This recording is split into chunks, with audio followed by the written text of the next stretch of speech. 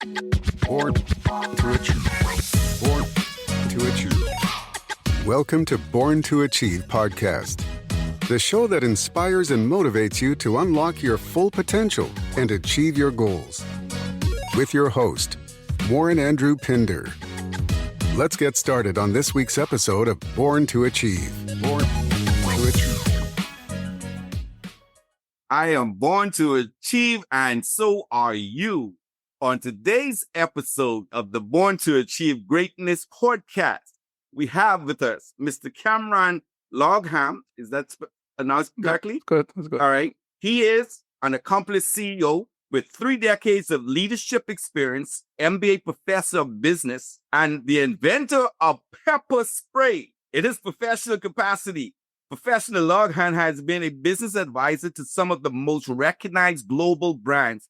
And for more than a decade, he's worked closely with Apple senior executives on various global projects. Welcome, Mr. Logham. Great to be here. Thank you. You just said that you've come to put some fire, right? To our listening audience. I give you the floor. I look forward to hearing all that you have to say. I appreciate it. And, I just want to really pass on a message that I have been looking for really 50 plus years. So it's really not about me today. It's about what that message is. What is that powerful thing is here that I want to discuss? We all want to be great. We all want to be in every way we can successful, achieve our goals, our objective, and there's thousands of books comes out. I mean, I can tell you as a professor of MBA and business, books comes out every week on success, business, this, that, the other. Whether it doesn't matter what field it is athletic or whether it's in, your personal interests or whether it's in finances or whatever. But one thing that is important is as I have been looking through that, a theme has come out throughout culture, throughout history. I don't care what continent you are, whether it's in Africa, whether it's in Polynesia, whether it's in Asia, whether it's wherever you go throughout history, you find there is a wisdom tradition, which is called the enlightened warrior tradition. People don't speak much about that. So let me give a little introduction to that so people know where I'm coming from. So they know this is not something I just pulled out of my pocket. It existed for thousands of years. It's been battle tested. So what is this? It is what is called the heroic journey. In fact, the heroic journey, it's so powerful that when Professor Joseph Campbell introduced it, George Lucas took that and made the Star Wars out of it. Wow. It's about the search of a young warrior. Just think about mythology, metaphor. We're going back thousands of years now. And I want to bring that to you, to what sense does it make today, to young people, to elder people, to everybody. The story goes like this. He's a young warrior who is going on a journey, and he's going through a journey to succeed, He's something he has to achieve. He doesn't know what. He doesn't know what his purpose is. He knows he's going to be facing obstacles. Everybody's telling him that, hey, listen, you're going to be, facing so many challenges, so many different things. Be prepared. As he's going through this journey, 2 battles he constantly faces. One is an external battle, which is against adversaries or nature or bad weather or whatever it is. And then there is an internal battle going on, which is within the mind of the warrior. He's constantly within himself, he's fighting, whether it's in the form of addiction, temptation, things like that is holding him back. He's not letting him to go where he needs to go. And they almost give it the example of a ladder that you have to climb up, and it's called the ladder of thorns. That means every step that you go up, you get cut. You get injured, but you still have to keep going up because there's no way to go back. And the warrior tradition tells us that this heroic journey is not a choice. It's not like, hey, well, listen, I want to go and I don't want to go. You either go with a template, a plan, a map, a wise guide that is there, who's been there before, or life is going to force you to a heroic journey. And then you're going to have a lot of obstacles. You're going to have a lot of challenges. You're going to have a lot of regrets. You're going to fall. You have to get up again. And some people make it, some people don't. So this was the plan is when you look at the heroic journey. But then when you look at that, where I want to really get to it, to bring it to today, everything that I have studied, everything that I have looked, there's something missing in it.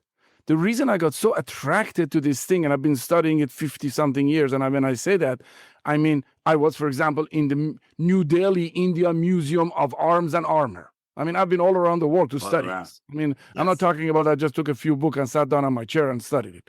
So I've been there and doing this. I mean, I was in Japan to looking at these things. I've been in India. I've been in Nepal. I've been in, every part of the world that you can imagine. I've traveled the last 35, 40 years trying to research, trying to study, trying to be with the experts to see what is going. What was interesting in that, they said, hey, listen, the meaning of success is like a table with 4 legs. And I really want the audience to carefully listen to this thing. Yes, all right? listen. Because we all have our own idea of success. Oh, well, if I had all this money, I could do this, I could do that. But hey, listen what success is according to them. It's like a table with 4 legs. One leg, all right, is financial prosperity we all look for, obviously, because without it, we can pay our bills, so we have that. And if the more we have, the more things we have, options we have, the things we can do. The other part of this leg of this table is our relationships. And relationship is not just means the partners or spouse or whatever, to our co-workers, to our friends, to our acquaintances and people like that. The third part of this is mental and psychological means or physical fitness. They're not talking about health. You could be unhealthy, but you still could be fit. You still could have the energy to just move forward. So they talk about that. And the fourth one is purpose, or they call it the philosophy of life. And when I say that, they don't mean spirituality. They're not against God. They're not against spirituality. They're not against any of that. But they're talking about the fact that when you get up in the morning, do you just get up, say, oh my God, let me have my coffee? Or do you just get out of the bed, out of like a jackrabbit because you have a purpose? You're on fire. You see what I'm saying? And it doesn't matter what age you are. Whether you're young or you're elderly, you have a purpose. What is that purpose that drives you? Drives every decision, drives every behavior, how you think, how you believe. Thank you for joining today's podcast. We'll be right back. Achieve Man, written by Warren Andrew Pinder and Dominique Bradford. This book passionately focuses on the challenges women have been made to go through and how to overcome them. In some cultures, being a woman disadvantages the girl child. This book carefully exposes the hurdles you might face. This masterpiece is the ultimate self-help guide for women. It reveals your true purpose and identity. Get your copy today. Available from Amazon. We now return to today's podcast. So now, let's go back to the table. Yeah. If one of these legs breaks, the table falls. So you need all 4 of them, a balance. Yes. But now you could be very rich and think you have reached all of your successes and you have reached the end of your goal. But you haven't, because if your relationship is miserable, doesn't matter how much money you have, you're not happy. If you have a great relationship, but you don't have enough money, you're not happy. All right? So if you have a great relationship and you have a lot of money, but you're not mentally fit, you don't want to get out of bed, nor physically fit, you just are tired, lazy, and you just can't do anything. So all of these things have to come together, including purpose. So as you look at that, you find out that really our concept and metaphor about what success is needs to change. All right? We need to create that balance of all these 4 legs to be able to go to where it goes. And this is where continuously in the heroic journey, the warrior tradition, they're talking about the metaphor of being able to create the balance and all. But why warrior? They're not talking about violence, because there's a word between enlightened warriors behind it. That means wise. Person has gone into the battle of life and has become compassionate, has become ethical, has become, a person who's creative. He's a great achiever. Fantastic achiever. And when I say creative, some of the best war strategies came from these warriors. Almost some of them are comical, the way they came up with warrior strategies to be able to win. So they're innovative, they're creative, and they're strategic in their way of thinking. And so when you look, and these things go back thousands of years and they're documented. Some of them are translated, some of them are not translated, some of them passed on orally in traditions. For example, we have the concept of, an athlete, for example, on a basketball field. You see, fall down, or you have football, whatever, you better get up again and go for it. Well, that concept has been in the warrior tradition. I'll give you an example of Japan. For example, the concept of Nana Korobi Ya Oki, which means 7 times down, 8 times up. What does that mean? That means you don't count how many times you go down. You count how many times you get up. So when you have this philosophy, I really want to come out of business for a second because it's important. When you have this philosophy and you pass it to the youth, all right, then you find out majority of the youth who get into the wrong places, who even, people, they have so much suicide among the young kids. There's so much depression. Because parents themselves don't have the tools to pass on to the kids. If you give the kids the philosophy of life, that, hey, listen, Life is about a battle. You need to sit on this horse, and they actually give this example.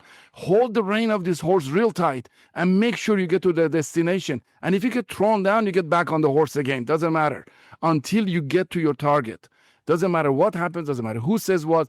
There is a philosophy, and the philosophy is that these four legs have to be balanced of relationship, of your purpose, of your mental and physical fitness, as well as your finances. All have to come together, because otherwise you won't have a life that is meaningful, that is really all together. So you pass that on to the kids. Now imagine if you pass that to that generation, the kind of leadership that you're going to develop in the future. Yes. You're creating wise leaders. You're creating leaders that are connecting with people.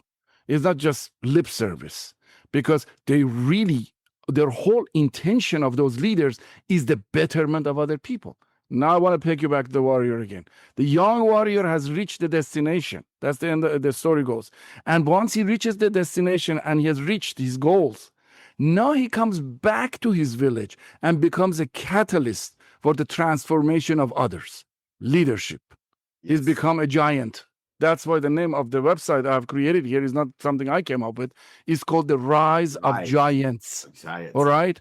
Yes. Because you're the giants of mind, giants of heart, giants of work, giants of leadership, giants of creativity, giants of innovation. And people say, well, you can be all of that. It doesn't matter. I mean, it's like playing guitar. Okay? Let's say you've never played guitar before. Just because you've never played guitar before and you think, well, if I start playing guitar, I'm never going to be, the greatest guitar player in the world. So what are you going to do? Give up and never play guitar? It's better to learn that guitar, because if you were at 0, let's say, that means no guitar, and now you suddenly reach 7, just because you don't reach 10 and you're not the best in the world, you cannot not give up on guitar. You have to do what you have to do. So this is what the path of these warriors are. They say, you don't have to be an expert in everything, but you have to create the balance. You have to reach your best version of yourself. You have to become the best version of your finances, best version of your relationship. And on relationship, for example, you can read as many books on psychology and everything you want. That's fine. There's nothing wrong with that for relationship. But what they talk about again is the example, metaphor of a garden. All right. Relationships are like a garden. There are a lot of weeds in it. You have to pull it out. But you also have to nurture the garden, don't you? You have to continuously fertilize it. You have to continuously water it. So don't just walk around and, put your, face the other side and ignore people that you care about and thinking that they need to care about you first. Yeah. No. I mean, you need to go after people. You need to take care of them. You need to be forgiving. You have to be loving. You have to, of course, if somebody has harmed you terribly, that's a different story. But you have to be there for them, and take care of them. And that's relationship part. Same thing with finances. How many people have we have seen that they made it and they lost it all? All right. So just because you make it is not important. You have to be able to manage it too. You have to be able to be always on the horse. You have to brush the horse every day, they say, in the warrior tradition. You can't just have a horse, say, well, I got a horse, let me go to sleep now. You have to feed it. You have to wash it. You have to do all of that. So, and brush it. So I am trying to pass on the message here that in order to change our lives, in order to change the world, we need not to only expect of ourselves and our children and our education system and everything else for us to become giants, but we need to also look into our leaders and look for them. And listen, we're looking for giant leaders. We're looking for people who their expectation of themselves is really high. All right. Their standard of themselves is really high. Their values are really high. Because once you lead, okay, it's not about your position. And anybody who teaches leadership, I was in charge of executive education in a major school in terms of leadership training. I teach leadership at U.S. Naval Academy. So I know leadership. It's not about position. It's not about the title. Leadership is about gaining people's trust. And to gain people's trust, that means you yourself achieved something already. You yourself have mastered yourself. You yourself have become the best version of yourself. Remember, the warrior has achieved his goal. Now he's coming back as a catalyst to change other people. Exactly. So every areas of life, this giant concept is touching. A lot of people who didn't understand that, they really thought they're talking about giants who are 20 feet tall. No, they were talking about the giants of mind, giants of heart, giants of vision, giants of values, giants of finances, giants of in every epoch. And people say, well, isn't finance a new concept? It's not. Let me just take you back to the Middle Ages now. You have the Knights Templar.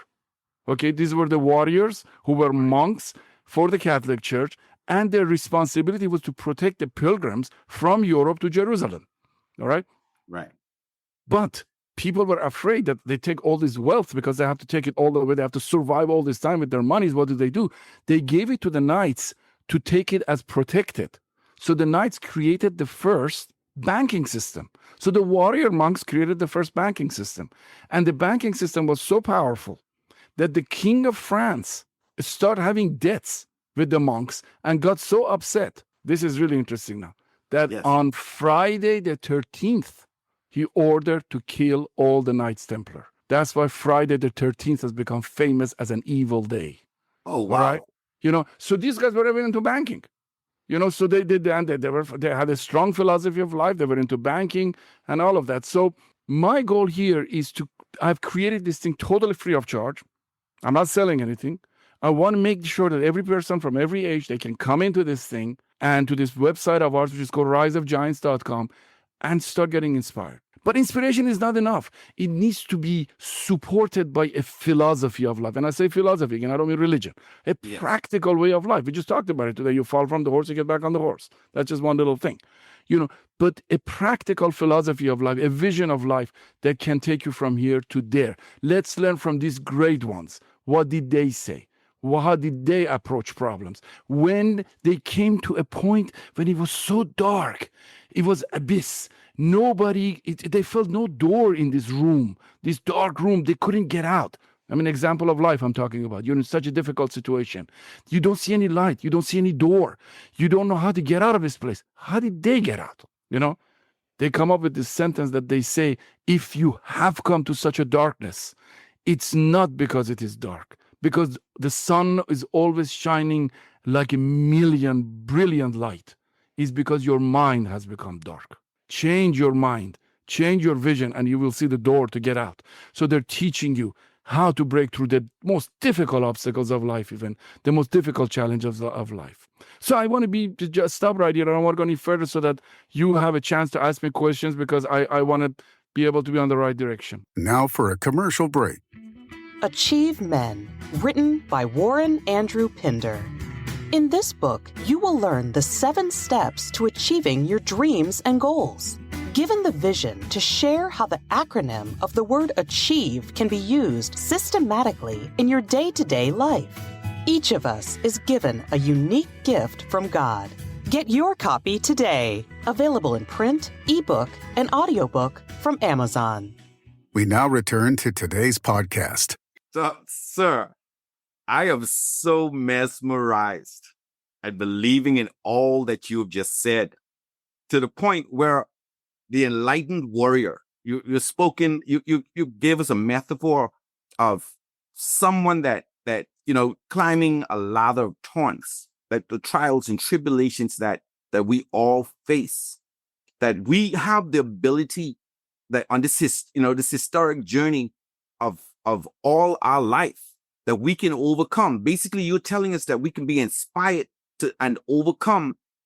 And you described it as a table. I mean, anyone that knows of a table has 4 legs, right? Unless you're gonna prop it up with whatever. If the unbalance, if the table is broken, you can't sit comfortably at it unless you put some books, you put something beneath it. But then you told us that it's those 4 points. The 4 points that one, the first, I was taking notes. So the financial, your relationship, purpose. The fourth, what was the fourth? What was mental and physical fitness? And the mental and physical, right? Mr. Logan, help us. I'm excited, right? I dare anyone that's listening right now not to move, because I'm sure it's more to this than you have been telling us. This is so inspiring. I really need to know, where did you come? You said that you traveled for 50 years. You went around the world. You said sincere. You want to develop a pepper spray, but like you said, you're not doing this for a fee.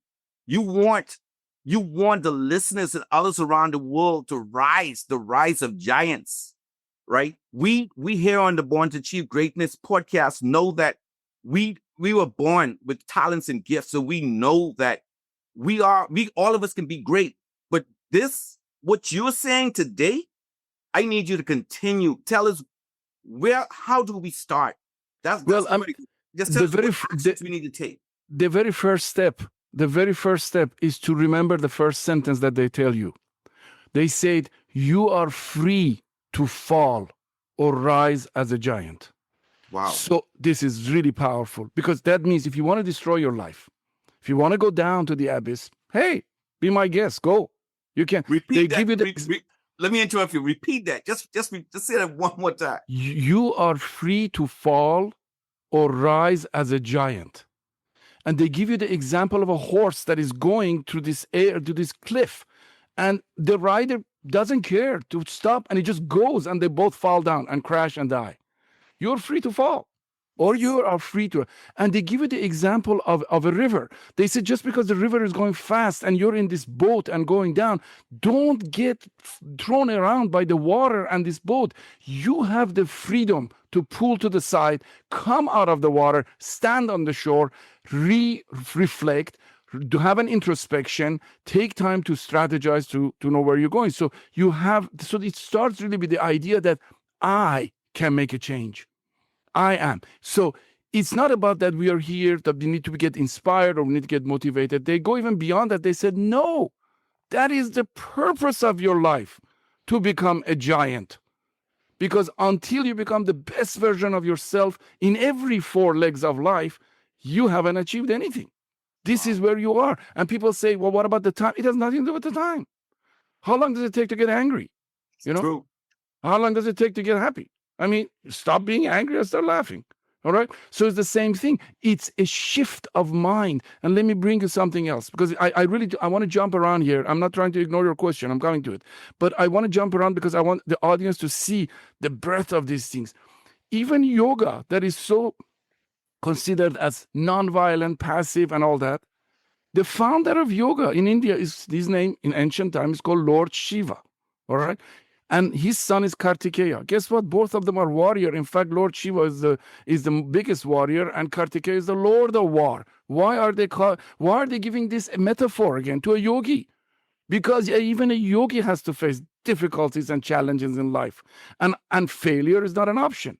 They talk about your perception. Everybody today is talking about consciousness, which is your individual awareness versus if there is an ultimate consciousness, whatever. Hey, guess what? This word of consciousness comes from the ancient Sanskrit from India, yogic tradition called Chit. All right. So again, the warrior tradition gave us the concept and the gift of consciousness and meditation and all of that to humanity. All comes from the warrior tradition. Wow. So if you don't have control over your own awareness, if you don't question your own belief system in your own perception, that's what they're talking to you. If you don't develop your agility, speed, and endurance, and we're not talking about the track, champion. We're talking about your own mental agility, speed, and endurance. Yes. All right. Then they go deeply. Listen to this. They go deeply into how do you defeat stress, anxiety, and fears. I mean, the way they approach that is more profound than any book I've read on psychology. It's so powerful. Thank you for tuning in to this episode of Born to Achieve. We hope you found it informative, inspiring, and motivating. If you enjoyed this episode, please share it with your friends and family. Stay focused on your goals, and we'll see you on the next episode of Born to Achieve. Take advantage of this incredible opportunity. Sign up today and claim your free ebook at www.borntoachievegreatness.com. Follow us on Facebook at Achieve Movement Inc. Get your copy of Exploring Achieveland, A Journey to Realize Your Dreams, Motivational Stories of Kindness, Inspiring Stories for Kids on Amazon and Kindle.